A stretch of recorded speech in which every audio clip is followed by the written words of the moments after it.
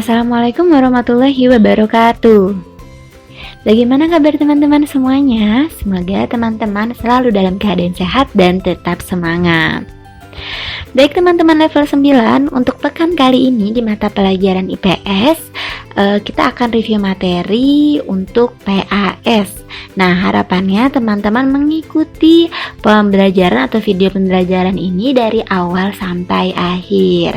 Karena di beberapa ustazah hanya menjelaskan, tidak dipaparkan dalam PowerPoint. Jadi teman-teman ada baiknya untuk menyimak dari awal hingga akhir. Baik teman-teman, untuk materi yang pertama adalah terkait benua. Nah, kita sudah sering sekali ya membahas mengenai benua. Teman-teman bisa lihat di sini ada ilustrasi mengenai bumi atau ilustrasi bumi. Nah, seperti yang kita tahu ya teman-teman, bahwa di dunia ini ya terdapat 5 benua besar yang ditinggali oleh makhluk hidup.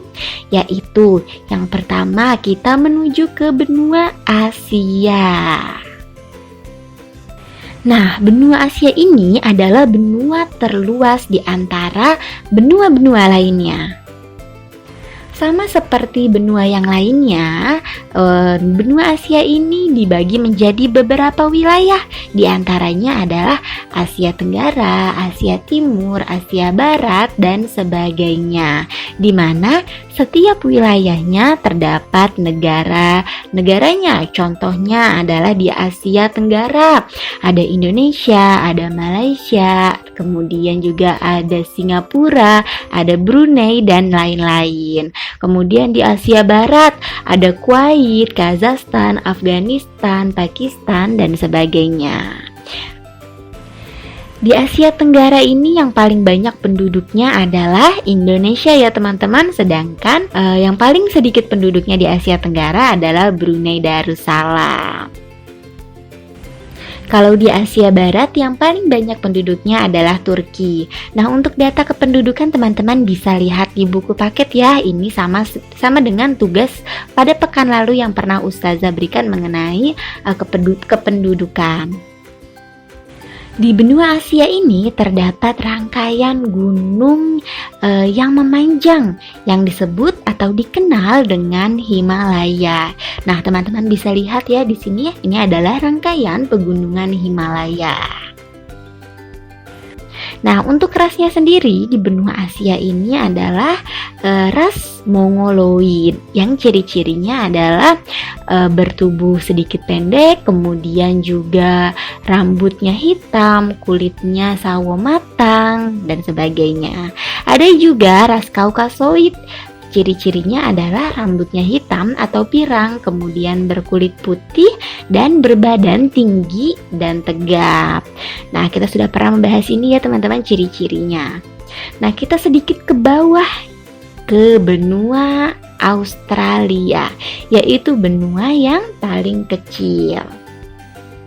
Nah, untuk ras atau suku aslinya sendiri di benua Australia ini adalah aborigin ya, atau suku aborigin yang memiliki ciri-ciri berkulit hitam, kemudian berdahi sedikit lebar, rambut keriting, dan lain-lain. Nah, kita sedikit ke atas, mari kita berjalan-jalan ke Eropa. Nah, teman-teman, benua Eropa ini merupakan benua atau semenanjung dari benua Asia. Maka dahulu orang menyebutnya sebagai Eurasia.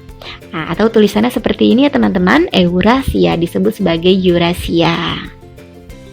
Nah, sekarang kita ke benua Afrika.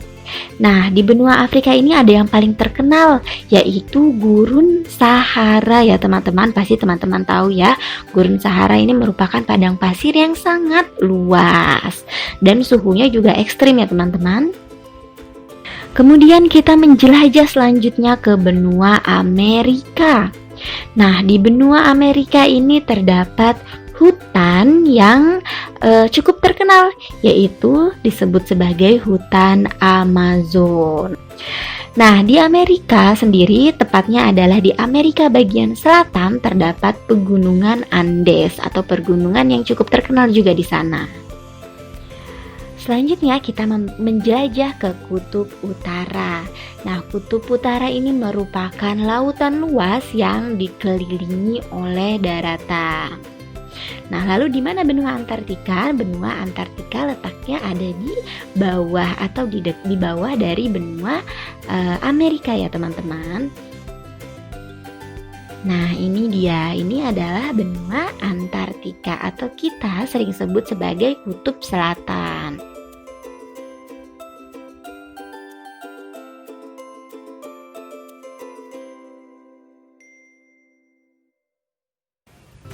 Baik teman-teman, materi selanjutnya adalah mengenai pengaruh interaksi antar ruang. Nah, setiap interaksi pasti ada pengaruhnya dan setiap pengaruh ini bisa berupa pengaruh negatif ataupun pengaruh positif. Untuk interaksi antar ruang sendiri, pengaruhnya bisa dirasakan di dalam beberapa bidang. Di antaranya adalah bidang ekonomi, sosial budaya, politik, kemudian juga bisa di bidang pendidikan maupun kesehatan. Nah, tapi untuk yang Ustazah jelaskan hanya 3 ya teman-teman. Nah, ini adalah yang akan keluar nantinya di PAS. Yang pertama adalah di bidang ekonomi. Di bidang ekonomi, pengaruh positifnya adalah lebih mengarahkan kepada cross-border capital flows. Nah, apa itu cross-border capital flows? Cross-border capital flows ini merupakan ketergantungan ekonomi antar negara melalui peningkatan volume dan keragaman transaksi antar negara. Selain cross-border capital flows juga lebih mengarah kepada human movement. Nah, human movement itu sendiri adalah pergerakan tenaga kerja, di mana perusahaan global mampu memanfaatkan tenaga kerja dari seluruh dunia sesuai dengan kelasnya. Contohnya, kalau misalnya staf profesional, maka harus diambil dari tenaga kerja yang memiliki pengalaman atau jam terbang lebih banyak. Sedangkan buruh ataupun tenaga kerja lainnya diambil sesuai dengan kelasnya masing-masing atau kemampuannya masing-masing. Nah, untuk dampak negatif atau pengaruh negatifnya di bidang ekonomi ini adalah tingkat inflasi yang tinggi, di mana pertumbuhan ekonominya rendah.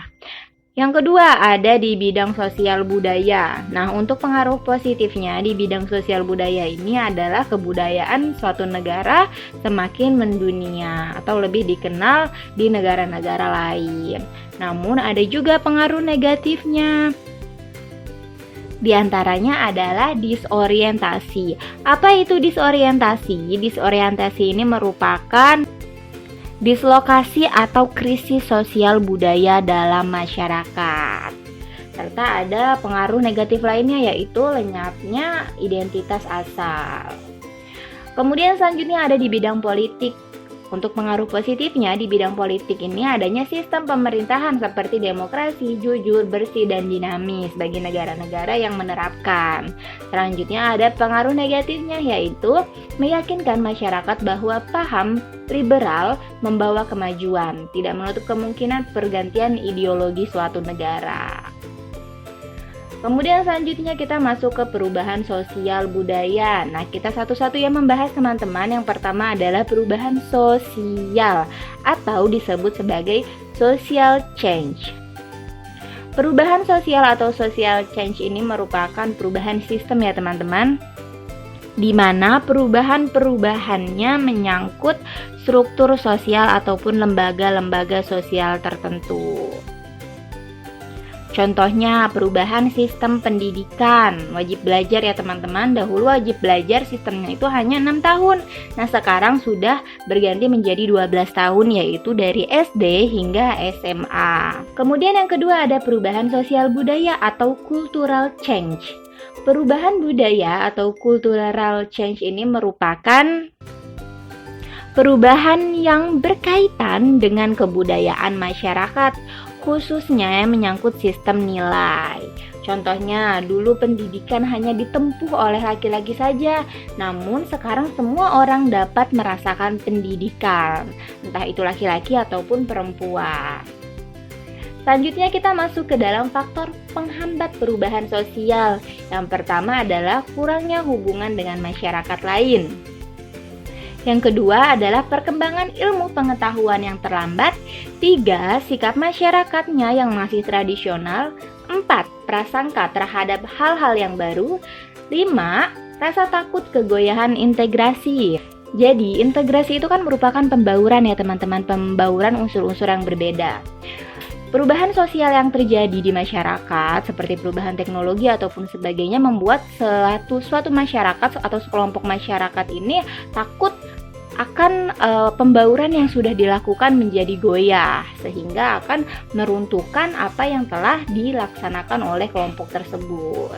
Kemudian selanjutnya adalah hambatan ideologis.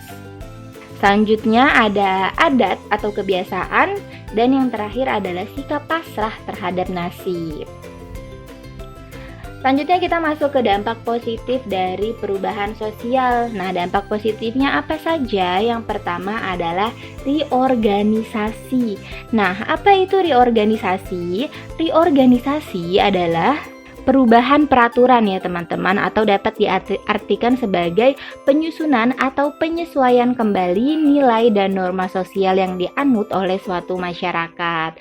Nah, reorganisasi sosial dilakukan ketika nilai dan norma yang ada dan dianut oleh masyarakat ini sudah tidak lagi sesuai dengan masyarakat itu. Selanjutnya ada modernisasi. Modernisasi ini merupakan sebuah proses perubahan ketika suatu masyarakat memperbaharui dirinya dan berusaha untuk mendapatkan ciri-ciri atau karakteristik yang dimiliki oleh masyarakat sendiri.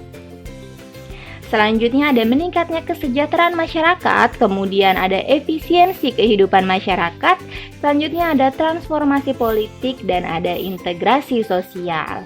Nah, itu adalah dampak-dampak atau dampak positif dari adanya perubahan sosial. Jika ada dampak positif, maka ada dampak negatif ya teman-teman. Dampak negatif dari perubahan sosial yang pertama adalah disorganisasi. Nah, apa itu disorganisasi? Disorganisasi adalah keadaan tanpa aturan. Jadi di mana suatu kelompok ini tidak memiliki aturan karena adanya perubahan sosial pada suatu lembaga tertentu. Kemudian dampak negatif lainnya adalah cultural shock, teman-teman. Apa itu cultural shock? Cultural shock ini merupakan kondisi di mana suatu masyarakat ini belum siap ya teman-teman, belum siap akan suatu perubahan, namun perubahan itu sudah terjadi. Contohnya misalnya ketika pandemi COVID ya teman-teman, ketika pandemi COVID di awal-awal semua pekerjaan menggunakan online. Nah, ada beberapa kelompok yang masih belum terbiasa sehingga menimbulkan kegelisahan tertentu. Nah, itu disebut sebagai cultural shock atau kondisi di mana masyarakat bingung dan resah akan adanya perubahan. Nah, selanjutnya adalah cultural lag. Lantas apa bedanya antara cultural shock dan cultural lag? Jika tadi di cultural shock ini lebih ke masyarakatnya ya teman-teman, di mana kondisi masyarakat yang kaget dan belum siap menerima perubahan. Namun jika cultural lag ini merupakan kondisi ketika perkembangan teknologi tidak diimbangi dengan perkembangan dan penanaman moral di masyarakatnya. Selanjutnya ada anomi. Nah, apa itu anomi? Anomi ini merupakan sebuah keadaan tanpa adanya norma di masyarakat. Kemudian selanjutnya ada pudarnya dan yang terakhir adalah pencemaran lingkungan. Nah, itu adalah dampak-dampak negatif yang ditimbulkan dari adanya perubahan sosial. Sekarang kita masuk ke bentuk-bentuk dari perubahan sosial. Ada 4 ya teman-teman yang akan dikeluarkan dalam PAS. Yang pertama adalah revolusi. Nah, revolusi ini merupakan perubahan yang berlangsung cepat, atau bisa kita sebut revolusi adalah perubahan cepat ya teman-teman. Dan biasanya perubahan ini terjadi pada daerah-daerah di Eropa. Contohnya adalah revolusi industri atau penggunaan teknologi. Teknologi ini sangat cepat ya teman-teman. Contohnya Instagram ya teman-teman. Pasti teman-teman semua di sini memiliki akun Instagram ataupun akun sosial media lainnya. Dahulu hanya bisa memposting foto. Nah, sekarang sudah bisa bermacam-macam sekali. Bisa update Instastory, kemudian filter-filter dan sebagainya.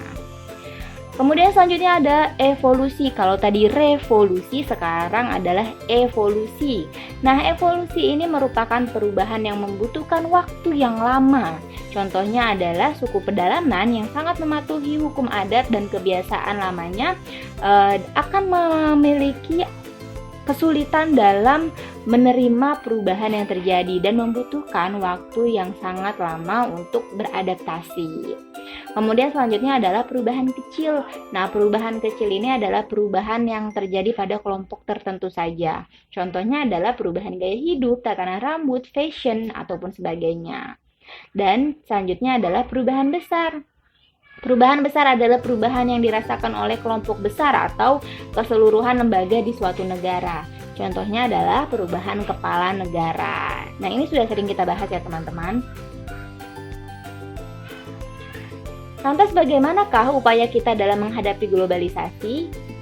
Ada beberapa caranya ya teman-teman. Yang pertama adalah meningkatkan sumber daya manusianya. Yang kedua adalah glokalisasi. Nah, kita sudah pernah membahas tentang glokalisasi ya teman-teman. Semoga teman-teman tidak lupa. Glokalisasi ini merupakan